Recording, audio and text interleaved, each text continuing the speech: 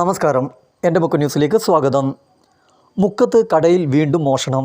കഴിഞ്ഞ ദിവസം പുലർച്ചെ 2 മണിയോടെയാണ് ബസ് സ്റ്റാൻഡിന് സമീപത്തെ സൈനിൻ ഫ്ലെക്സ് കടയിൽ കള്ളൻ കയറിയത്. പൂട്ടുപൊളിച്ച് അകത്ത് കയറിയ കള്ളൻ വിലപിടിപ്പുള്ള കോപ്പർ ഉൾപ്പെടെയുള്ള സാധനങ്ങൾ മോഷ്ടിച്ചതായാണ് വിവരം.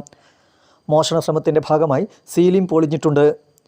ഒരിടവേളയ്ക്ക് ശേഷം മുക്കത്തെ വ്യാപാര സ്ഥാപനത്തിൽ ഉണ്ടായ മോഷണ ശ്രമത്തിൽ വ്യാപാരികൾ ആശങ്കയിലാണ്. മോഷ്ടാവെന്ന് കരുതുന്ന ആൾ എത്തിയ വാഹനം അതിനു മുൻപ് ഗൂർഖ കണ്ടതായി വിവരമുണ്ട്. ഏതായാലും മുക്കം പോലീസിൽ പരാതി നൽകിയതായി കടയുടമ അറിയിച്ചു. CCTV ദൃശ്യങ്ങൾ ഉൾപ്പെടെ പരിശോധിച്ച് മോഷ്ടാവിനെ കണ്ടെത്താൻ സാധിക്കുമെന്നാണ് പ്രതീക്ഷ. ക്യാമറമാൻ ജാബി മുക്കത്തിൻ്റെ ദൃശ്യങ്ങൾക്കൊപ്പം റിപ്പോർട്ടർ N. ശശികുമാർ, എൻ്റെ മുക്കം ന്യൂസ്.